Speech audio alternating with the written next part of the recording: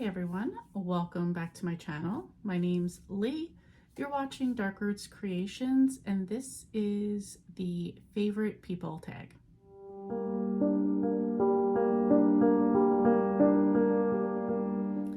So I watched this tag on Becky and Scott's channel. Their channel name is The Bookish Bryants, and they said this was an original tag by their friend named Garrett from Book, Songs, and Other Magic. I will link both channels down below. You should go check them out.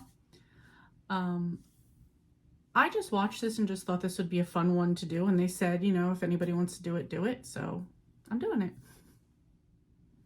Okay, so first question, I'm going to be looking down.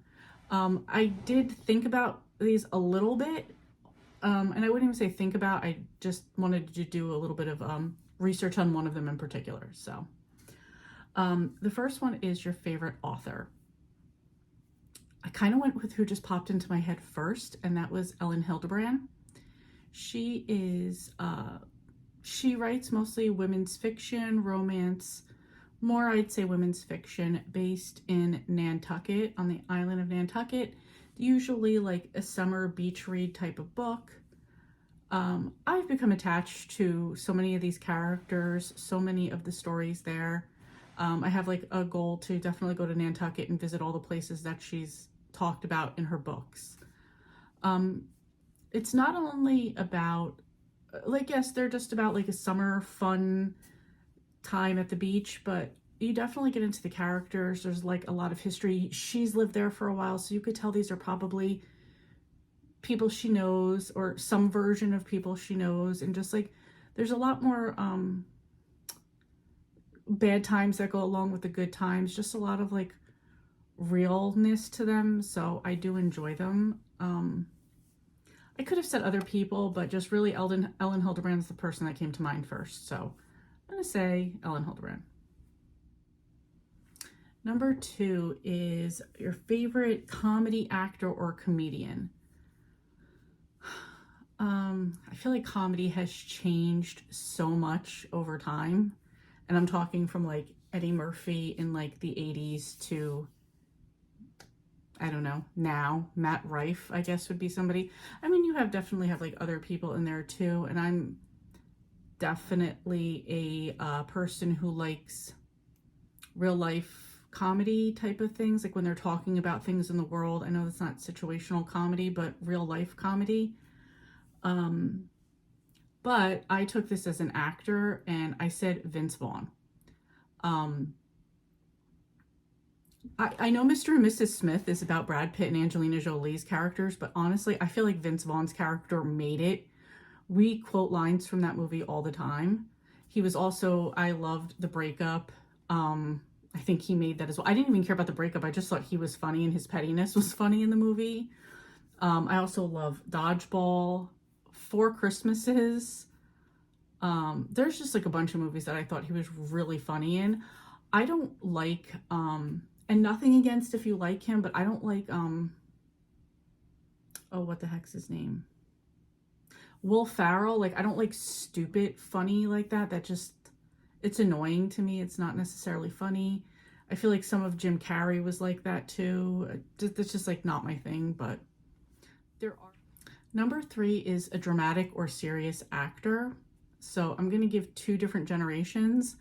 First, I mean, hands down, favorite actor ever, Al Pacino. And even for some of his older, like some of his more recent stuff where he's like almost like playing like a character of himself, I still like those. But like Godfather 2 is one of my favorite movies. I do like Scarface. So, I mean, and then he has so many other good ones in there. Scent of a Woman. And of course, I'm going to draw a bunch of blanks now. I should have wrote more of these down. But I would say that for like an older generation of probably like the older generation right now. And then I'd say maybe my generation a little bit above that. I would say Edward Norton. I've loved so many things he was in. I think he did phenomenal in American History X. Another movie that I can't think of the name of it, but it was with Richard Gere in it. I really should have wrote some of these down. My memory is like, eh. Anyway, I think he was great in Italian Job. I think he's great at like kind of playing like douchey characters, but he plays them well to me. So I would say Edward Norton for more my generation. If I had to pick somebody current now, I don't even know who I would say. So I really, I don't know. Okay, next up is political figure. This is weird, but I think about this all the time and I'll explain why. So I'm going to say favorite political figure, I'm going to say George Washington. And I don't care what anybody's stance is on anything of the past. Like, you can't change anything that happened. However, I live in New Jersey, one of like the OG 13 colonies where a lot of things that were started here. And a lot of times where I live, there'll be like historical things like, oh, but it'll say George lived here, or George was here, George slept here. So there's sort of like little things around here where you could visit, I guess, like a historical site type of thing. I actually have one down the street from me that's now a pool store, but whatever. I just think he would be, I just think like, I don't know. I think it's fascinating to me to think like you would have been somebody who was like starting this place, like starting a country, taking over a country, whatever you want to call it. I'm just saying, I think that would have been pretty interesting. And I think it would be super interesting to think of what he would think of the world and the country today. So, and the good, the bad, the inventions, to see a place that he'd been and like what it looks like now, for him to like, I don't know, just imagine what things would be like, how disappointed he would be in us probably. I don't know. Anyway, it's not really a favorite, but it's one that comes to mind often because I often see these signs around my state. Okay, next is favorite film writer or director. Again, I thought I was going to go in a totally different direction with this. However, I'm a Gen Xer, so I'm going to say John Hughes. Now, if you're unsure who John Hughes is, I'm just going to read you some of the movies that he wrote, directed, produced, okay? Top right off the bat, Breakfast Club, Ferris Bueller's Day Off, 16 Candles, Planes, Trains, Automobiles, Pretty in Pink, Uncle Buck, Home Alone, Weird Science, the National Lampoon's Vacation series, which if you don't know, that is me and my sister's like favorite series. We watch them, all of them, not European, but we watch all of the other three every year, multiple times a year. We love them. Some Kind of Wonderful, Curly Sue, she's having a baby, Dennis the Menace, like the 1993 Dennis the Menace version. I was in love with the little boy who played Dennis the Menace. He was so cute. Oh, so cute. If you haven't seen it, go watch that one. Mr. Mom, it like the list just goes on and on. Like, I'm just like, oh, there were so many good movies that he did. So that wasn't originally going to be my answer, but just seeing the movies and like, that's like, was like the 80s, early 90s generation of like me watching movies and stuff like that. So John Hughes. Next is your favorite new discovery. And this was kind of a weird question, I thought, but since it seems very broad, I'm going to say, and this is just over the past few years, digital art. And for me, that's more making thumbnails and bingo boards for people's readathons. I was always somebody artistic growing up, but I was more like painting and drawing. I would have never actually thought digital art would be something that I was into.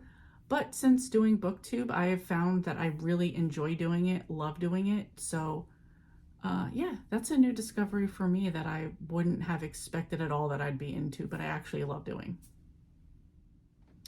Next is your favorite musician or singer. I always, hands down, have the same answer, and that is the rock band, the Eagles. I've seen them twice in concert. I didn't think I would ever even get to see them, so I was pretty excited about that.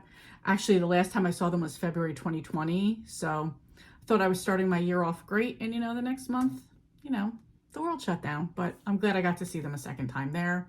That was a funny one too, because there was some Irish guy and his girlfriend that came in late, And it was the Hotel California tour. And he was like, did they play Hotel California already? I was like, yeah. He goes, they better play it again. I was like, oh, I hope they do. And he's just like, if they do, I'm going to kiss you. And I'm like, your girlfriend's right here.